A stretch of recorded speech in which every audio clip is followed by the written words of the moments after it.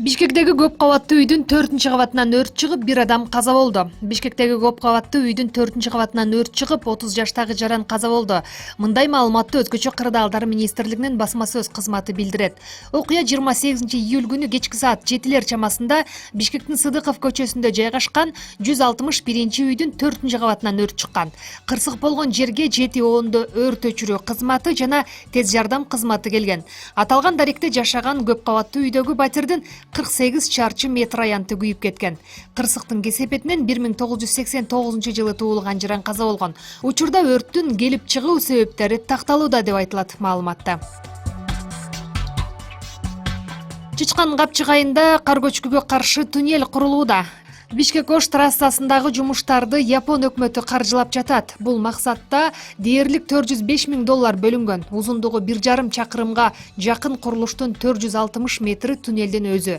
Эң кооптуу деп эсептелген Чычкан Капчык айында салынууда.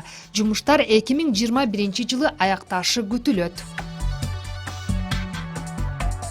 Лелин чокусуна чыккан турист 3 күндөн бери дайынсыз болуп изделүүдө. Ош облусунун Чоң Алай районунда Лелин чокусунан түшүп келе жаткан турист 3 күндөн бери дайынсыз болуп изделүүдө. Мындай маалыматты Өзгөчө кырдаалдар министрлигинин басма сөз кызматынан кабарлады. 27-июль күнү орусиялык 45 жаштагы жаран Лелин чокусунан түшүп келе жатып 5000 метр бийиктикке келгенде байланышка чыгып, ошол бойдон кайра байланышка чыккан эмес. Турист Горы Азия туристтик фирмасында камсыздандырылган. Жерине Өзгөчө кырдаалдар министрлигинен 6 куткаруучу чыгышып, 28-июлга караган түнкү саат 1 чамасында Кашка суу айылына жетишип түнөп калышкан. Бүгүн эртең менен издөө иштери башталды. Мындан сырткары Горы Азия туристтик фирмасынын кайрылуусу боюнча Аксай Travel туристтик компаниясынын 3600 метр жана 4000 метр бийиктикте жайгашкан куткаруучулары бүгүнкү эртең мененки издөө иш-чараларына чыгышты деп айтылат маалыматта.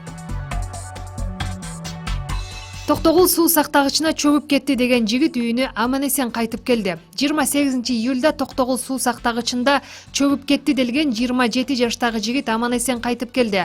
Бул тууралуу Өзгөчө кырдаалдар министрлиги билдирет. Токтогул суу сактагычына 1992 жылы туулган жигит чөгүп кеткендиги тууралуу маалымат түшкөн.